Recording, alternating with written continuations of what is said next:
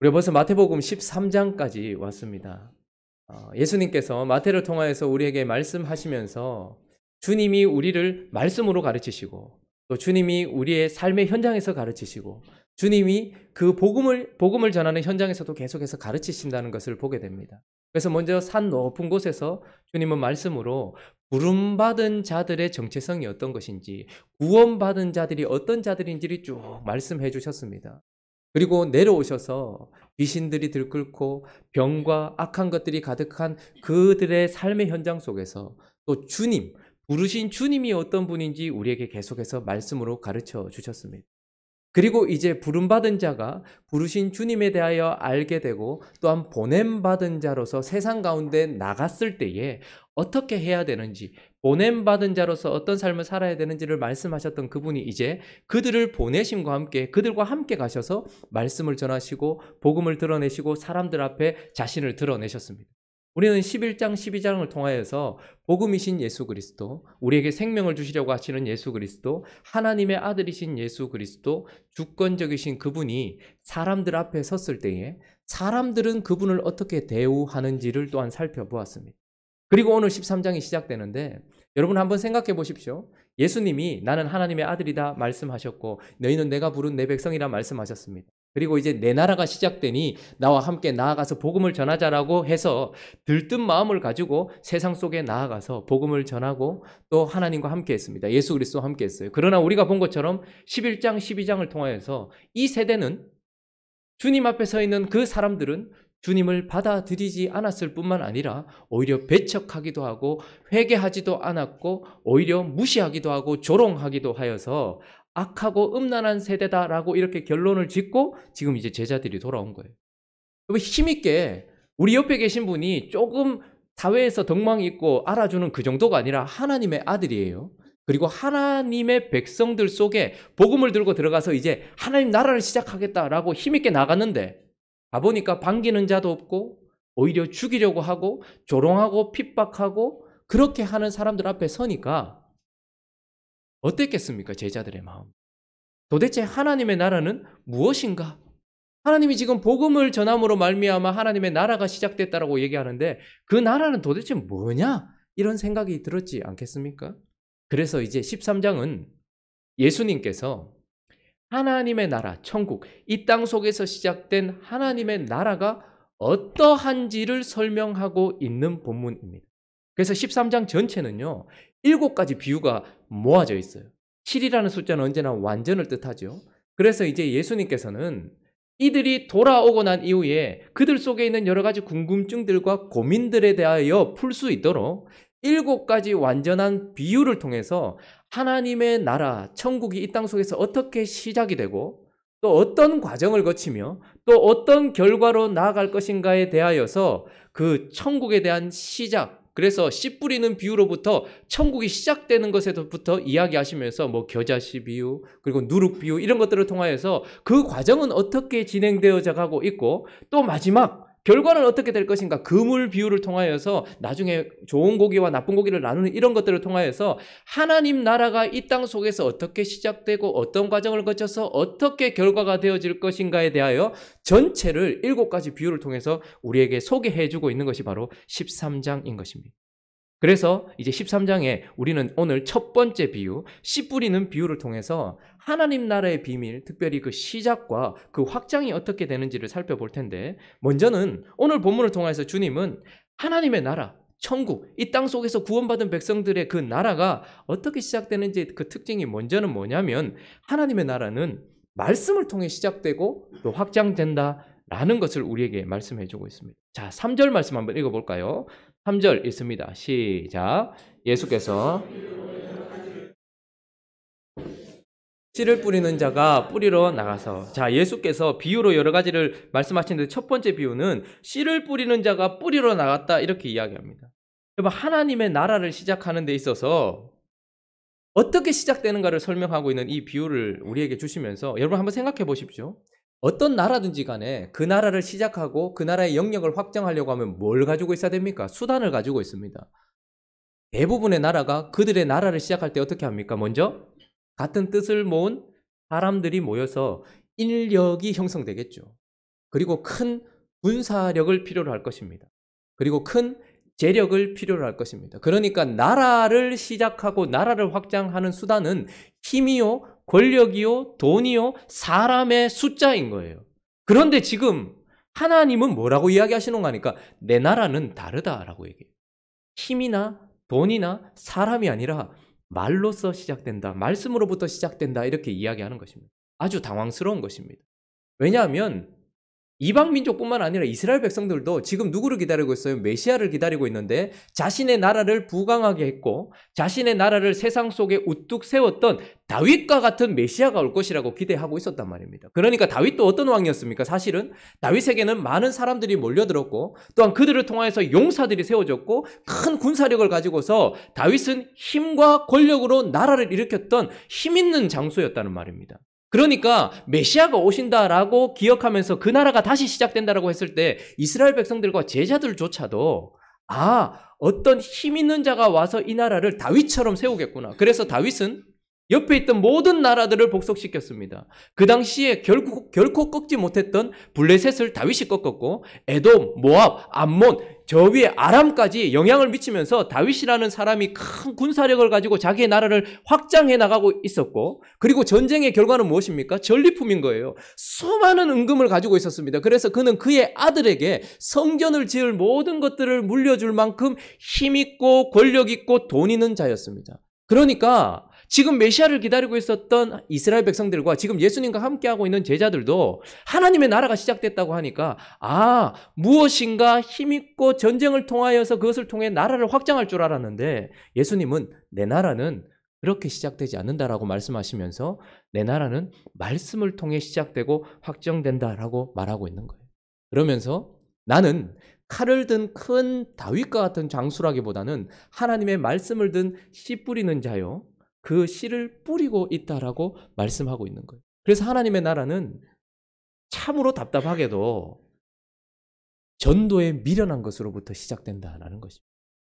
칼을 들고 힘을 들고 불을 들고 있으면 모이겠지만 그렇게 하지 않고 전도에 미련한 것으로부터 시작된다는 거예요. 그렇게 제자들에게 하나님의 나라의 시작을 이야기해 주고 있으면서 그 두 번째 특징은 무엇인가 하면 개인적으로 이루어지는 나라라는 거예요. 전체적으로 이루어지는 나라가 아니라는 거예요.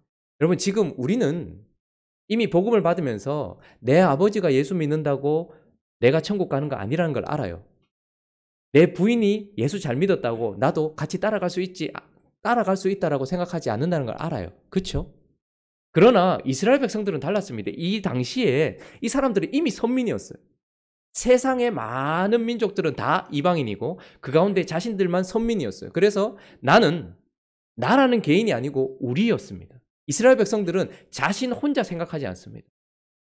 이스라엘 백성들은 나라는 것이 아니라 우리 백성이었던 것이죠. 그래서 메시아가 오고 하나님의 나라가 시작되면 우리가 민족적 전체로 전부 하나님께로 돌아갈 거라고 생각을 하는 거예요. 지금 우리는 각자가 예수를 믿어서 이렇게 알고 있지만 그러나 그 당시의 사람들의 관점에서 생각해 보십시오. 우리는 이미 하나님의 백성이니까 민족 전체가 하나님께 다 돌아갈 거라고 생각을 했던 것이죠. 그런데 민족의 지도자들, 바리새인 서기관들이 밀어내버리고 사람들이 대부분이 예수님을 밀어내버리니까 이 사람들은 너무 당황스러운 거예요, 제자들은. 근데 주님은 뭐라고 얘기합니까?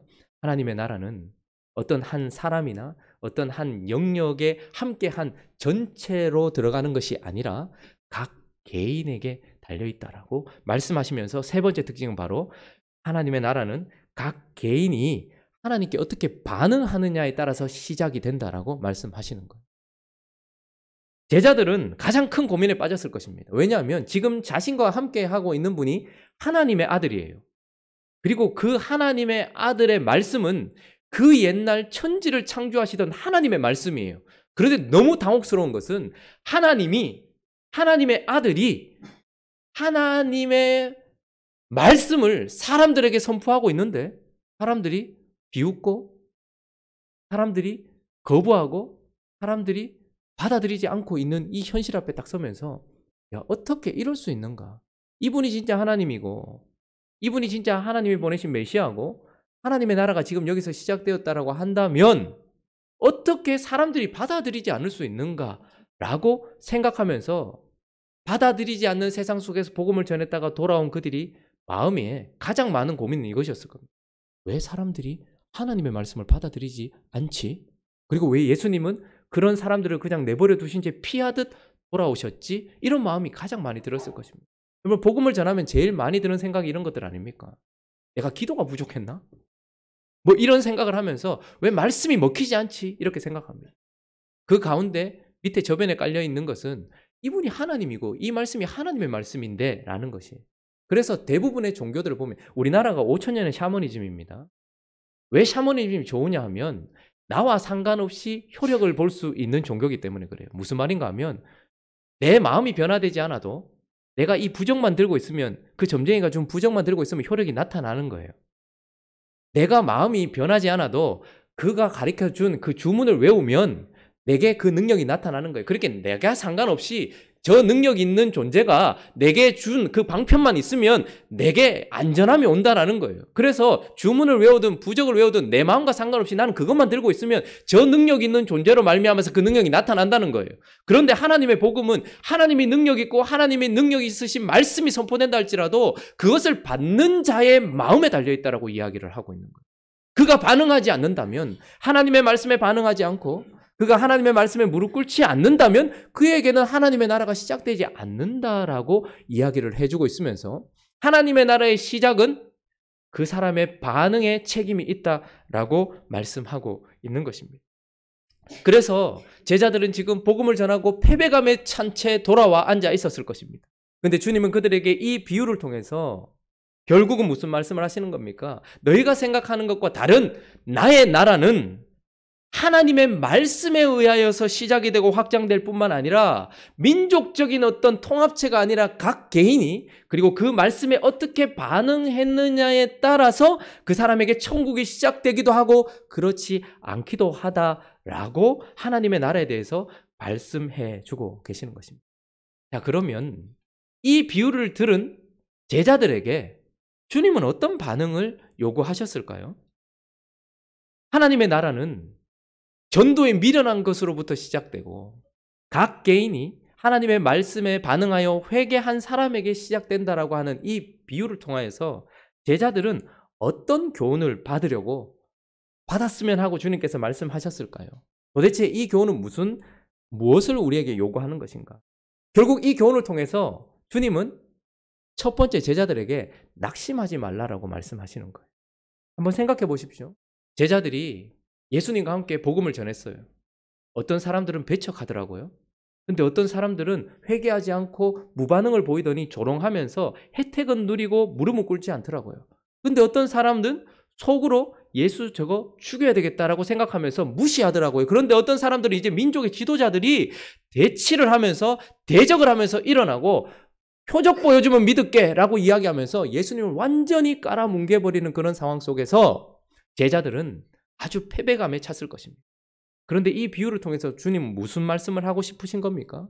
씨를 뿌리는 자의 연약함에 달려 있었던 것도 아니고 그 씨에 문제가 있었던 것도 아니라 그들의 악함 때문이다라고 주님께서 말씀하시면서 복음을 받지 않는 자들을 보면서 낙심하지 말라라는, 이건 하나님께 달려 있었던 것도 아니라 하나님의 말씀 때문에 무슨 문제가 있었기 때문이 아니라 그들의 악함이 하나님의 복음을 받아들이지 않았기 때문에 너희는 그 현상을 보면서 낙심하지 말라라는 마음을 주셨을 겁니다. 하나님의 나라가 시작되고 복음이 전파되고 우리가 같이 씨를 뿌리는 자로서, 여러분 여기서 씨 뿌리는 자 이렇게 얘기하는데 거기에는 호라는 정관사가 붙어요. 그러니까 모든 씨를 뿌리는 자가 아니라 하나님을 상징하는 것이죠. 그런데 이제 그 씨 뿌리는 일을 이제 누가 하는 것입니까? 그와 함께 갔던 제자들이 하게 될 것이고 저와 여러분들이 이제 씨를 뿌릴 거잖아요. 그러니까 이 씨 뿌리는 자들이 씨를 뿌렸는데 전혀 먹히지 않는 이런 상황 속에서 주님은 이 비유를 통하여서 낙심하지 마라. 하나님에게 연약함이 있어서도 아니고 그 말씀에 문제가 있어서도 아니다. 우리도 마찬가지입니다. 우리가 복음을 전했는데 아무런 능력이 나타나지 않을 것 같을 때에 우리가 전했던 복음에 문제가 있는 것도 아니고 우리 자신에게 문제가 있는 것도 아니다. 그들의 악함 때문이다 라고 말씀하시면서 낙심하지 말고 계속 뿌릴 것에 대하여 주님은 요구하고 계시는 것입니다. 두 번째, 이 비유를 통해서 주님께서 우리에게 어떤 것을 요구하실까? 그것은 바로 은혜를 구하라라는 반응으로 나타나기를 원하신다는 것. 여러분 이 비유를 이 본문을 가지고 설교를 많이 들어보셨죠? 제가 물은 겁니다. 이 비유 오늘 처음 들어보신 분? 굉장히 부끄러운 거 아니에요? 대부분은 다 들어보셨죠? 그런데 이 비유를 듣고 난 이후에 결론은 어떻게 내리냐 하면, 자, 씨를 뿌렸는데 길가, 돌밭, 그리고 가시. 나는 어떤 밭일까? 나는 길가인가?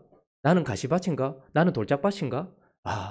좋은 열매를 맺기 위해서 나는 돌도 제거하고 가시밭도 제거해서 좋은 땅이 되어야지. 이렇게 결론을 내리는 경우가 많습니다.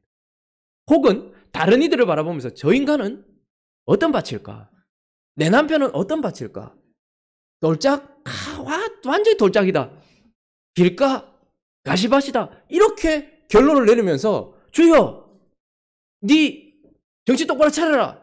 열매를 맺으려면 밭이 좋아야지. 근데 네 밭이 엉망이야. 이렇게 결론을 내리면서 우리 모두 다 어떻게 결론을 내냐면 좋은 밭이 되자. 이렇게 결론을 내려요. 근데 이건 말이 안 되는 소리 아니겠습니까?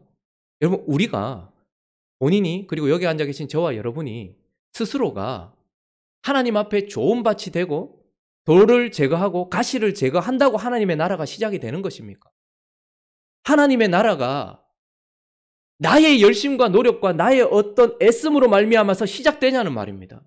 지금 이 비유는 하나님의 나라가 어떻게 시작되느냐에 대한 것이지 열매에 대한 것이 아니라는 말입니다. 그러니까 저와 여러분에게 하나님의 나라가 시작된 이유가 무엇인지를 설명해 주는 본문이에요.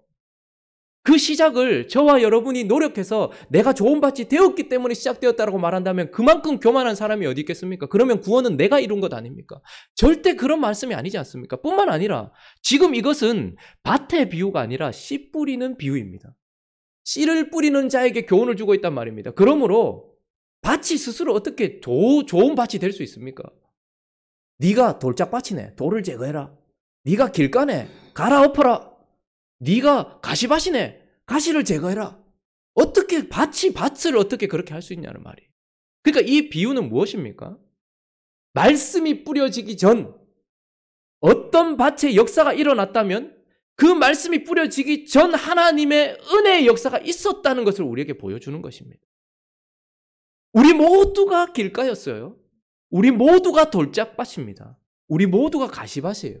그런데 저와 여러분에게 어느 순간인가 무엇인가 하나님의 나라를 봤다, 그리고 무엇인가 열렸다라고 하는 것은 그 모든 것들을 먼저 선행하여서 하나님이 우리에게 은혜를 주셔서 길을 갈아엎으셨고 돌을 제거해 주셨고 가시를 제거해 주셨기 때문에 우리가 좋은 밭이 됐다라는 거예요. 그러니까 하나님의 나라는 거듭나지 않고서는 볼 수 없는 거예요. 네가 거듭나지 않고서는 하나님의 나라를 볼 수 없다. 그러므로 하나님의 나라를 봤다는 것은 무슨 뜻입니까? 하나님이 우리에게 먼저 중생의 은혜를 주셨다라는 거예요. 밭을 갈아엎으셨다는 거예요. 돌을 제거해 주셨다라는 거예요. 가시를 제거해 주셨다는 거예요. 그리고 또 은혜로 뭘 주신 거예요? 하나님의 말씀을 우리에게 부어주신 거예요. 그래서 우리에게서 싹이 났다라는 것을 이야기를 하고 있는 것입니다. 그러므로 이제 씨를 뿌리는 자들은 뭘 기억해야 된다는 거예요. 그러므로 씨를 뿌릴 때 받아들이지 않는 그들을 보면서 낙심하지 말고 계속 뿌려라는 것과 함께 씨를 뿌릴 때에 네가 그러했던 것처럼 하나님이 은혜를 주셔야지 네가 뿌리는 씨가 영향력을 발휘할 것이니까 은혜를 구하면서 뿌리라는 거예요. 하나님이 이 밭을 갈아엎어 주셔야지 지금 우리가 뿌리는 씨가 들어갑니다. 하나님이 돌을 제거해 주셔야지 지금 이 뿌린 씨가 들어갑니다. 하나님이 가시를 제거해 주셔야지 이 하나님의 말씀이 열매를 맺습니다 라고 말하면서 씨를 뿌리는 자는 어떻게 하라는 거예요? 하나님께 은혜를 간구해야 된다는 거예요. 그래서 사도들은 말씀을 전하고 복음을 전했던 자들이죠. 보냄을 받았던 자들입니다. 우리는 더 이상 이제 사도들이 아니지만 그들이 가지고 있었던 사도성을 우리가 고스란히 가지고 있어요. 그래서 교회는 사도들이 했던 것을 공동체로서 하고 있는 거예요. 그래서 어떤 사람은 사도들이 교훈했던 것처럼 저처럼 목사가 말씀을 전하고, 또 어떤 사람은 사도들이 가서 복음을 전했던 것처럼 복음 전하는 자로 나가고, 사도들이 교회를 세웠던 것처럼 교회는 그렇게 세상을 섬기는 거예요. 자, 그런데 사도들은 어떻게 사역을 했습니까? 그들은 사역할 때 꼭 방식이 있었습니다. 무엇이냐면 기도하는 일과 말씀 사역에 전무했다 이렇게 얘기합니다. 그러니까 그들은 말씀을 전하는 자였지만 그 앞서 뭘 했다는 거예요? 기도를 했다는 거예요. 왜요? 그들의 말씀이 영향을 미치려고 하면 하나님의 은혜가 아니고서는 안 되거든요. 거듭나지 않고서는 결코 하나님 나라를 볼 수 없는 거예요. 하나님이 밭을 갈아엎어 주시지 않으면 결코 씨가 영향을 맺히지 못하는 거죠. 그러니까 너희 씨 뿌리는 자들아, 그러므로 은혜를 구하면서 씨를 뿌려라 라고 하나님께서 그런 교훈으로 주시는 거예요. 네 밭 똑바로 해라, 지금 이런 이야기가 아니라는 말입니다. 자, 그런데 오늘 본문은 이렇게 이야기해요. 은혜를 구하면서 씨를 뿌려야 되는데 그 밭의 종류를 정확하게 우리에게 말씀해 주십니다. 그냥 나쁜 밭, 좋은 밭 이렇게 이야기 안 하시고 나쁜 밭인데 어떤 밭인지를 우리에게 명확하게 보여주고 있어요. 첫 번째 나쁜 밭은 어떤 밭입니까? 길가라고 얘기합니다.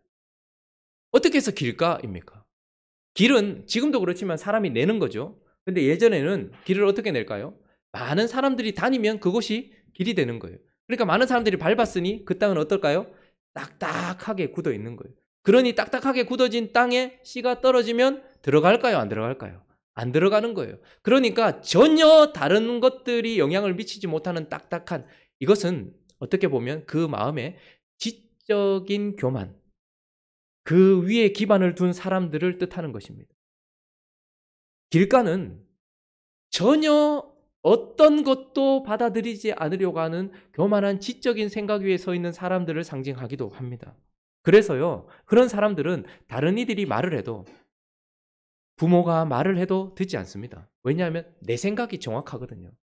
딱딱하게 굳어 있는 거예요. 부모가 말을 해도, 혹은 잘 살고 있고 영향력을 미치고 있는 사람들이 말을 해도 그 사람보다 내가 맞다라고 생각을 하는 거예요. 그리고 힘 있는 사람이 말해도 자기는 자기를 지킨다는 그런 미명하에 전혀 받아들이지 않아요. 그러니까 이런 사람들은 그러니까 하나님의 말씀이 와도 어떻게 하는 거예요? 안 받아들이는 거예요. 내가 맞으면 맞는 거고 내가 아니면 아닌 거예요. 내 생각을 깨트리지 않는 사람인 것이죠. 그래서 길가는 딱딱합니다. 그런데 문제는 무엇이냐면 이런 길가는 많은 것들이 오가는데 그 가운데는 해도 왔다 갔다 한다고 얘기해요. 해는 뭘 상징한다고 얘기합니까? 사단을 상징한다고 얘기합니다. 그러면 우리가 하루를 살아도 아무리 생각 없이 살려고 해도 10만 가지 이상의 생각이 우리 뇌를 지나갑니다. 자, 그러면 그 가운데 하나님께서 우리를 바꾸시기 위해서 좋은 생각들을 심어 넣어 주실 때가 있어요. 그러면 어떻게 해야 됩니까? 그것을 받아들이고 판단해서 나 자신을 바꿔가야 되겠죠. 자, 그런데 어떤 사람은 절대 어떤 것도 받아들이지 않아요. 그리고 그 10만 가지 생각 중에는 생각을 주님께서 좋은 생각을 주셨는데 나는 받아들이지 않으니까 씨가 그대로 있겠죠. 그런데 어떻게 합니까? 이런 사람들의 또 특징은 무엇이냐면 사단이 그걸 가져가 버려요. 그렇기 때문에 이 사람은 결코 하나님의 말씀을 마음에 받아들일 기회가 없다라는 거죠. 아무리 말해도 니는 말해라. 나는 내 생각이 맞다라고 생각한다라고 지적인 기반 위에 사는 사람. 그래서 그런 사람들은 하나님이 주신 말씀도 사단이 가져가 버리기 때문에 자기의 마음이 없었기 때문에 상대방이 아주 진지하게 말해도 나중에 기억을 못해요. 그 말이 이 사람한테는 아무 마음이 없어, 그냥 듣고는 있었을지 몰라도 받아들이지 않았기 때문에 그 생각을 누가 가져가 버린다는 말이에요. 그런 밭이 있다라고 이야기하는 겁니다. 지적 교만과 많은 것들을 자기가 판단하고 있었던 사람들, 그런 밭이 있다라는, 길가밭이 있다라는 거예요. 자, 그러면 어떻게 기도해야 될까요? 우리는 하나님께 은혜를 구해야 되겠죠. 그냥 하나님 저 사람 도와주세요, 이게 아니라 하나님은 정확하게 구체적으로 기도하라는 거예요. 그 사람을 보면서 아, 저 사람은 저런 밭이군요. 그래서 우리가 보통 보면 하나님이 누군가를 알아갈 때의 과정 속에는 교제를 통해서 알아갑니다. 우리는 좀 신비하게 알기를 원하는, 딱 보고 집사님 오늘 아침에 안 좋네, 이번 주에 좀 그랬네, 이런 걸 되게 좋아하는데 하나님이 직통계시로 그걸 가르쳐 주실 때도 있겠죠. 그러나 하나님은 일반적으로 그런 방식을 잘 사용하지 않습니다. 하나님과 우리 사이에도 우리가 하나님을 알아갈 때 우리의 삶과 말씀과 예배와 이 모든 것들을 통해서 교제하면서 하나님을 점점점 알아가잖아요. 사람도 마찬가지입니다. 제가 여기 앞에 앉아 계시는 집사님을 알아갈 때에도 처음에는 이랬고 좀 시간이 지나면서 알아가는 거죠. 그러니까 씨를 뿌리는 자는 우리 주변에 밭들이 많은데 그 밭들이 어떤지를 파악하고 거기에 맞게끔 기도하는 게 참 중요해요. 기도는 깊어져야 되는 것입니다. 기도가 깊어진다는 것은 시간이 길어진다는 말이 아니고 더 막 부르진다는 말이 아니라 더 정확하게 알면서 기도하게 된다는 거예요. 그래서 저 사람은 다른 사람의 말을 마음에 받아들이지 않구나. 그러면 하나님께 뭐라고 기도해야 될까요? 왜요? 길가입니다. 뒤집어 엎어주십니다. 하나님, 사단이 와서 계속 가지고 갑니다. 하나님, 도와주십시오. 이렇게 은혜를 구하면서 씨를 뿌려야 된다. 두 번째 밭은 돌밭이에요. 돌밭의 특징은 무엇입니까? 흙이 깊지 아니함으로 싹이 나와요. 5절에 보니까. 싹이 나오는데 해가 돋은 후에 다 타버려 없어졌다 이렇게 얘기합니다. 그래서 20절을 보면 이렇게 해석을 합니다. 돌밭에 뿌려졌다는 것은 말씀을 듣고 즉시 기쁨으로 받았어요. 그러니까 말씀이 그 사람한테 쑥 들어왔단 말입니다. 그런데 21절에 보니까 그 속에 뿌리가 없어 잠시 견디다가 말씀으로 말미암아 환난이나 박해가 일어날 때 곧 넘어지는 자리. 그러니까 돌밭은 어떤 밭입니까? 말씀을 받았는데 기쁨으로 받았어요. 좋다. 받았어요. 그래서 조금 있었는데 뿌리를 내려야 되지 않습니까? 뿌리를 내리기 위해서는 햇볕이 비쳐야 되면 해가 돋는 거예요. 그래서 해는 태우기 위해서 있는 것이 아니라 이 뿌리를 내리기 위해서 있었던 거예요. 그런데 이 사람은 잠시 기쁨으로 받고 뿌리를 내리지 않았다 이렇게 얘기합니다. 왜 그러냐면 깊이 뿌리 박지 못했기 때문에 돌 때문에. 이런 사람들은 어떤 사람일까요? 감정에 기반을 둔 사람들입니다. 더 깊은 곳으로 들어가야 되는데 내 감정에 따라서 그 말씀을 받기도 하고 받지도 않는 거예요. 그래서 어떨 때는 우리 보통 보면 신앙생활 시작할 때 어떨 때 신앙생활 시작합니까? 잘 될 때 신앙생활 하지 않습니다. 인간관계가 어려워지고 경제적으로 어려워지고 건강이 어려워지고 할 때 보통 이제 나로서는 안 되는구나 하는 것을 깨달아서 하나님 앞에 서게 되고 신앙생활이 시작돼요. 그러면 그때 가면 앞에서 한마디 했는데 그게 그렇게 은혜가 되더래요. 그런 분들 많죠. 여러분들 처음 신앙생활 앞에서 뭐 말 얘기하는데 막 은혜가 되고 막 눈물이 줄줄 흐르고 막 어떤 사람은 기쁘고 어떤 사람은 막 감격하고 막 이런 게 있어요. 그런데 그렇게 감정으로 시작이 돼요. 근데 어떻게 됩니까 이제? 감정 위에다 두지 않고 그 기쁨이 뿌리를 내려야 되는데 이런 사람들은 계속해서 그 감정에 기반이 있기 때문에 감정이 바뀌면 어떻게 되는 거예요? 버리기도 하고 싫어지기도 하는 것이죠. 재작년인가 어떤 집사님들하고 이야기를 나누다가 그 집사님이 진짜 심각하다라고 얘기하는데 남편이 미워 죽겠다는 거예요. 뭐 우리 교회 집사님 아니니까 이따가 구역 예배 때 누군지 한번 찾아보자 이렇게 하지 마십시오. 우리 교회뿐 아닙니다. 미워 죽겠다는 거예요. 그래서 제가 그런 얘기 할 때면 가만히 있어야 돼요, 남자는. 왜냐하면 여자들끼리 남자를 욕할 때에 남자 편에 선다는 것은 자살행위나 같은 거예요. 목사라도 거기서 깔짓 듣게 죽을 수도 있단 말이에요. 그렇기 때문에 가만히 듣고 있어야 돼요. 근데 왜 싫으냐고 다른 분이 제가 묻고 싶은 질문을 해줬어요. 왜 싫은데? 대답이 뭔지 아십니까? 몰라. 여기서 심각한 거예요. 왜 싫은지도 모르고 싫으니까. 그런데 이제 그 싫은 농도가 어느 정도냐 하니까 숨소리도 듣기 싫대요. 숨소리도.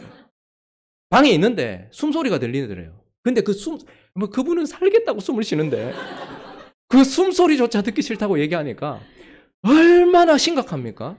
그러니까 옆에 있는 분들이 다 그렇다. 뭐 그럴 때도 있고 저럴 때도 있지. 뭐 이렇게 얘기하면서 막 이야기를 하는 거예요.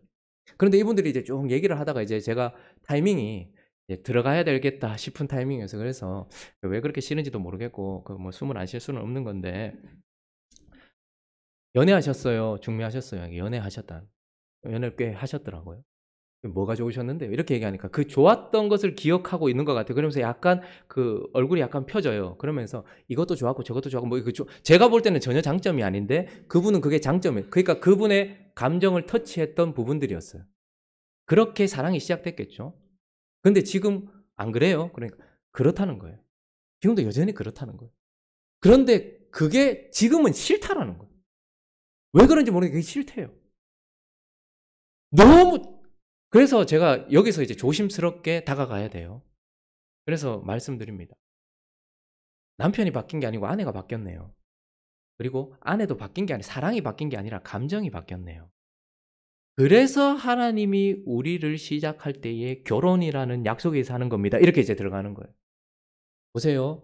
하나님이 처음 그 감정을 통해서 사랑을 시작하게 하셨지만 그 감정을 기반으로 결혼을 하게 하신 것이 아니고 집사님은 하나님과 집사님을 사랑하는 사람들을 모셔놓고 거기에서 결혼이라는 약속을 하시고 결혼 생활을 시작하신 거예요. 그렇기 때문에 감정을 지키려고 하지 마시고 약속을 지키려고 하십시오. 감정은 언제든지 바뀝니다. 그러나 약속 위에 서 있었던 그것은 바뀔 수 없는 것이니까 지금 그 감정이 또 1년 뒤에 어떻게 바뀔지 모르니까 1시간 뒤에 어떻게 바뀔지 모르니까 그러니까 감정 따라 사람을 판단하고 감정 따라 자기 자신을 좌지우지하는 것만큼 위험한 것이 없으니까 그렇게 하지 마십시오라고요. 근데 신앙생활도 마찬가지입니다. 주님 처음 만났을 때 주님이 막 바리새인들한테 막 독사의 자식들아 이런 속이 시원해가지고 이분 따라가야 돼. 주님 보니까 옷도 흐름한데 막 자존감이 장난이 아니라 멋지다.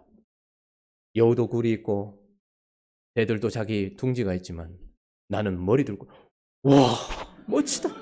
이러면서 좋아가지고 주님 따라갔는데 계속 둥지도 없고 계속 독사의 자식들을 얘기하면서 막 바리새인들을 죽이려고 하고 막 이러니까 감정이 확 바뀌는 거예요. 해가 돋았어요. 더 믿음을 굳게 내리려고 했던 그 환난과 핍박이 이 사람의 감정 위에 놓이면 이 사람이 확 타버리고 없는 거예요. 그래서 결국은 싹이 났는데 끝이 나버리는 거예요. 뭐 이런 사람도 참 마음을 애태웁니다. 목사들 입장에서 봤을 때 교회에 누가 와요. 그러면 저분이 이제 믿음 생활 환난이 있고 고난이 있고 막 그러면 이제 막 뿌리를 내리려고 막 주님 무슨 말만 해도 막 눈물이 흐르고 막 이래요. 그런데 좀 상황이 호전된 게 느껴져요. 새벽에도 안 나오고 주일에도 보면 눈을 감고 막 이러고 그러면 그때 어떻게 해야 됩니까? 주여 고난을 주시옵소서 이렇게 기도할 수는 없잖아요. 근데 그런 사람들은 뿌리를 좀 내리다가 그 고난과 그것이 없어져 버리면 딱 가버리거나 아니면 너무 힘들면 다른 것을 찾아가 버리더라고요. 그러면 우리는 씨를 뿌리면서 어떻게 기도해야 되는 것입니까? 주여 뿌리를 내릴 수 있도록 붙들어 주십시오. 주여 돌을 제거해 주십시오라고 기도하면서 씨를 뿌려야 된다라는. 마지막 한 밭이 있어요. 이 밭은 어떤 밭입니까? 가시떨기 밭이래요. 이건 돌밭보다 더 뿌리를 내려서 자라고 있는 상황이에요. 그러니까 얼마나 기대가 됩니까? 그런데 자라다가 확 막혀가지고 끝이 나버리는 거예요. 그래서 22절에 보니까 한번 읽어주시겠습니까? 22절 시작.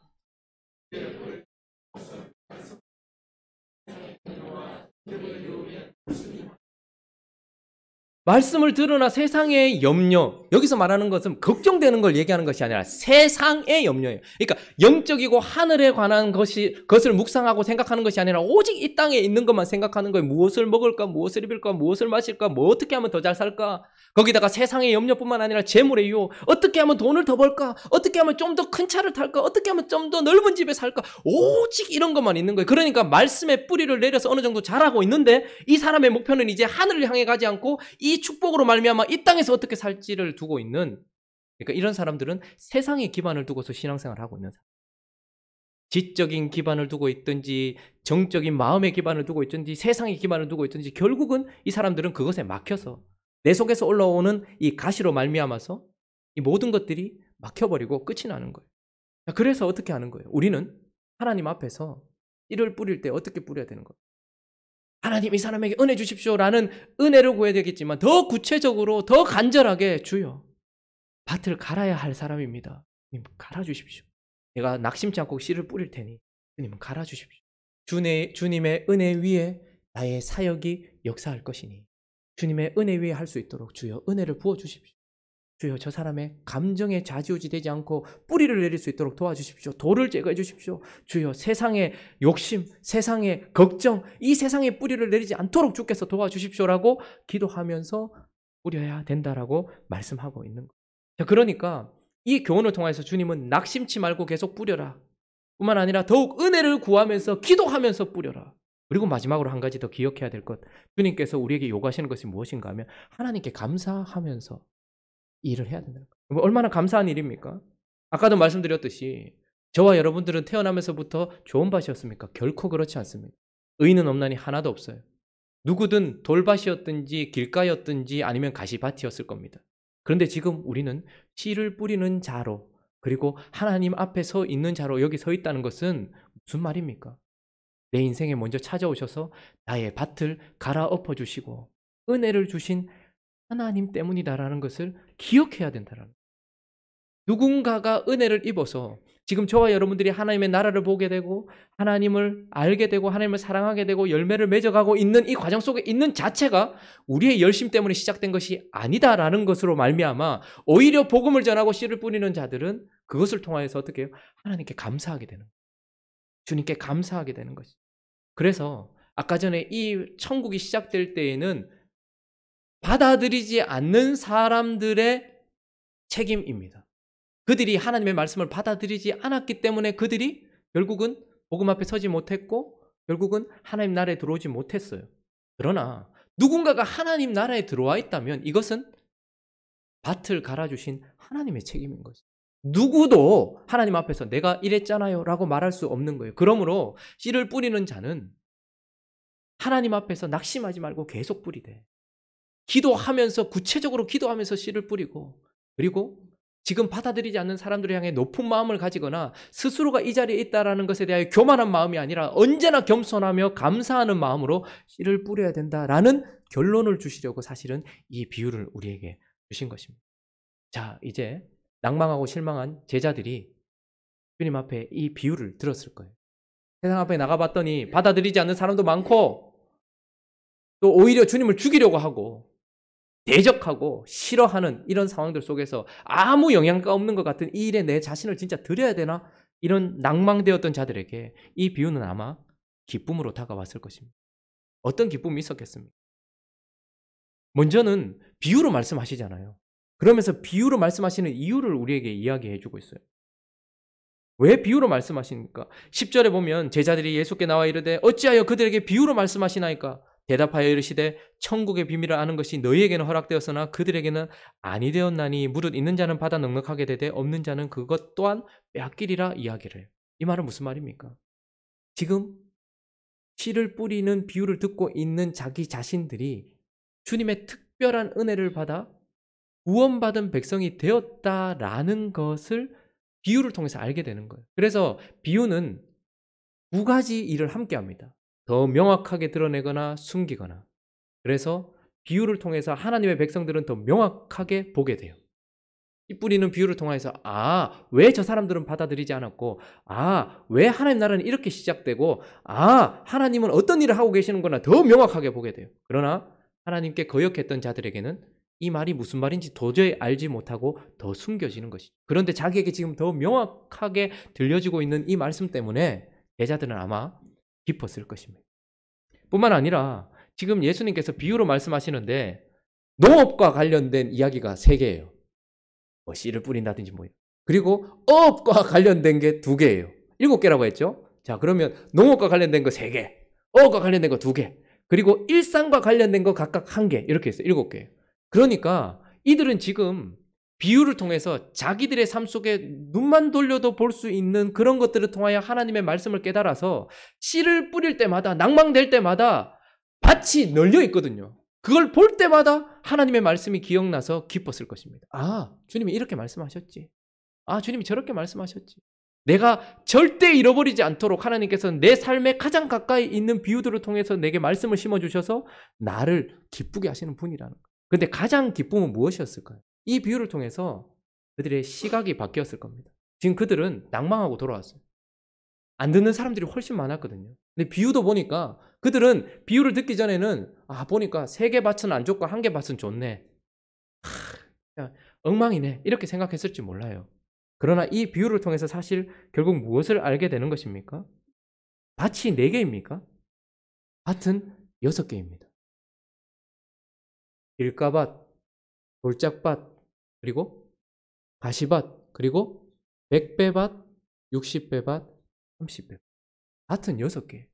그런데 돌아왔던 자들은 거의가 받아들이지 않구나. 좋은 밭이 부족하고 조금밖에 없구나. 이렇게 생각했을지 몰라요. 그러나 이 비유를 배우고 난 이후에 제자들은 우리의 시각이 잘못됐었구나.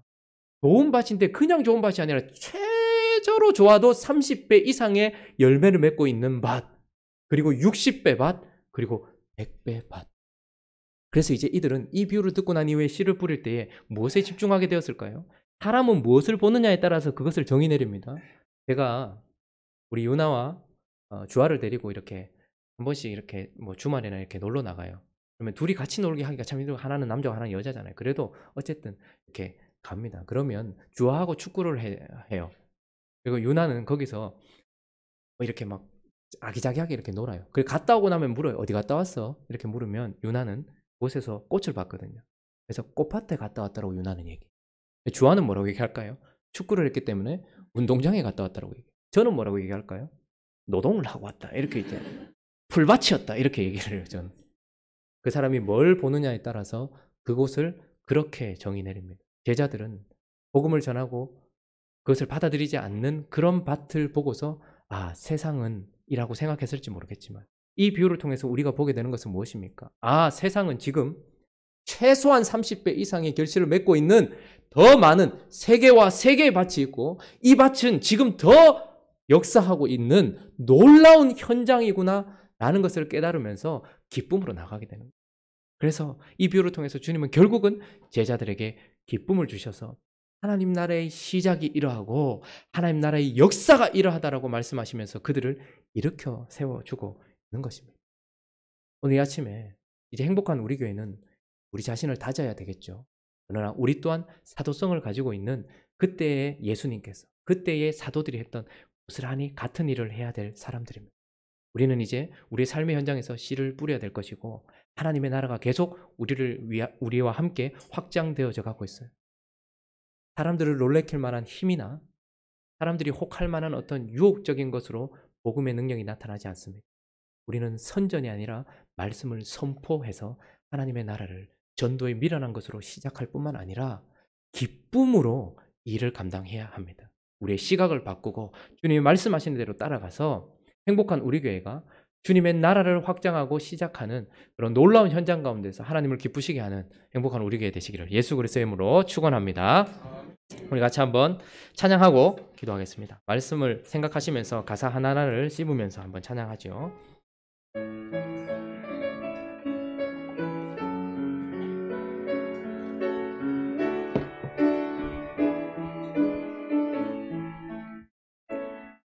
우리 오늘 눈물로 하늘의 씨앗을 심는다. 꿈꿀 수 없어 무너진 가슴에 저들의 푸른 꿈 다시 돋아나도록 우리 함께 땀 흘려 소망의 길을 만든다. 내일로 가는 길을 찾지 못했던 저들 노래하며 달려갈 그 길, 그날에 우리 보리라. 새벽 이슬 같은 저들 일어나 뜨거운 가슴 사랑의 손으로 이 땅 치유하며 행진할 때 오래 황폐하였던 이 땅 어디서나 순결한 꽃들 피어나고 푸른 의의 나무가 가득한 세상 우리 함께 처음부터 하겠습니다. 우리 오늘 눈물로 우리 오늘 눈물로 하늘의 씨앗을 심는다. 꿈꿀 수 없어 무너진 가슴에 저들의 푸른 꿈 다시 돋아나도록 우리 함께 땀 흘려 소망의 길을 만든다. 내일로 가는 길을 찾지 못했던 저들 노래하며 달려갈 그 길, 그날에 우리 보리라. 새벽 이슬 같은 저들 일어나 뜨거운 가슴 사랑의 손으로 이 땅 치유하며 행진할 때 오래 황폐하였던 이 땅 어디서나 순결한 꽃들 피어나고 푸른 의의 나무가 가득한 세상 우리 함께 오래 황폐하였던 이 땅 어디서나 오래 황폐하였던 이 땅 어디서나 순결한 꽃들 피어나고 푸른 의의 나무가 가득한 세상 우리 함께 보리라. 우리 시간 한번 기도하며 하나님께 나갔으면 좋겠습니다. 하나님의 나라를 보고 계십니까? 씨를 뿌리는 자로 이제 이곳에 서 있습니까? 하나님이 은혜 주셨기 때문입니다. 그러면 우리는 수고하며 씨를 뿌려야 되겠죠. 그런데 얄팍한 선물이나 여러 가지 이런 것들로 행사로 수고하지 않고 땀 흘리지 않고 눈물 흘리지 않고 하나님의 나라를 시작하려고 하는 것만큼 악한 것이 어디 있겠습니까? 남편에 대한 갈급함을 가지고 있는 성도가 우리 교회에 있습니다. 아내에 대한 갈급함을 가지고 있고 자녀에 대한 갈급함과 가족들에 대한 갈급함을 가지고 있는 성도들이 우리 가운데 있습니다. 우리 시간 기도할 때에 우리가 좋은 밭이 되도록 주께서 역사하셨듯이 눈물로 씨를 뿌리는, 그래서 기도하며 씨를 뿌리는 우리가 되어질 수 있게 해달라고, 기도하지 않으면서 씨 뿌리려고 하고 씨도 뿌리지 않으면서 변화되기를 요구하면서 그 밭을 향하여서 밭아 변화되라 밭아 변화되라라고 이야기하는 그런 육적인 싸움을 할 것이 아니라 그 밭을 뒤집어 부실 주님을 붙들고서 기도하면서 씨를 뿌리면서 수고하면서 그날 30배, 60배, 100배의 결실을 맺게 하실 그 하나님 앞에 우리가 수고하며 나갈 수 있게 해달라고, 우리 시각을 바꿔달라고 우리 함께 기도하며 나가도록 하겠습니다. 기도하겠습니다. 거룩하신 하나님 아버지, 지금 이곳에도 간절히 변했으면 좋겠다고 생각하는 가족들을 데리고 와 있는 간절한 마음을 가지고 있는 성도들이 있습니다. 그리고 변화되지 않는 자녀들과 변화되지 않는 배우자와 변화되지 않는 부모와 여전히 강팍한 친족들을 바라보면서 기도하는 자들이 있습니다. 하나님, 씨를 뿌리면 낭망하겠지만 그러나 돌아온 제자들에게 주님은 말씀하십니다. 하나님의 나라는 전도에 미련한 것으로 시작된다. 너의 힘이나 능력이 아니라 전도에 미련한 것으로 시작된다. 그러나 사람의 지혜에 있는 것보다 하나님의 미련한 것이 더 강하니 너희의 그 보잘것없는 말이 하나님의 은혜와 만난다면 역사할 것이라고 이야기합니다. 사랑하는 하나님 아버지, 우리 주변에 있는 자들을 위하여 그 밭이 어떤지 아버지 파악도 하지 않고 그 밭을 갈아달라고 주님께 기도하지도 않으면서 감사하면서 씨를 뿌리지 않는 우리가 아닌가 돌아볼 수 있도록 도와주시옵소서. 하나님 아버지, 세상에 나가서 복음을 전하다 보면 조롱도 당하고 세상에 나가서 복음을 전하다 보면 핍박도 당하는데, 그래서 하나님 아버지 세상은 썩었다라고 이야기할지 모르겠지만 그러나 주님은 좋은 밭을 세 가지나 보여주시면서 싹이 나지 아니하고 열매를 맺지 못하는 그 밭에 주목하지 말고 30배, 60배, 100배의 결실을 맺고 있는 그 밭에 주목하면서 하나님의 말씀을 선포하라고 이야기합니다. 행복한 우리 교회가 하양 땅에 뿌리를 내리게 하여 주시옵소서. 행복한 우리 교회가 대구 경북 지역에 뿌리를 내게 하여 주시옵소서. 행복한 우리 교회가 이 나라에 뿌리를 내리게 하여 주시옵소서. 그래서 우리가 하나님 아버지 이 복음을 들고서 나아가서 주님께서 하시는 일들을 바라보면서 기쁨으로 뿌릴 수 있도록 도와주시옵소서. 씨를 뿌리러 나간 자는 기쁨으로 거둘 것이라 말씀하십니다. 눈물을 흘린 자에게 그 이후에 기쁨을 허락하실 것인데, 하나님 아버지, 우리가 그런 눈물도 있게 하여 주시옵시고 그런 아픔도 있게 하시고 하나님께서 역사하여 주시기를 간절히 바라옵고 기도합니다. 주여 도와주시옵소서. 사랑하는 하나님 아버지, 인도하여 주시옵소서. 우리 주변에 있는 자들, 하나님 아버지 기억나는 자들을 위해서 우리가 함께 기도하면서 씨를 뿌릴 수 있도록 도와주시옵소서.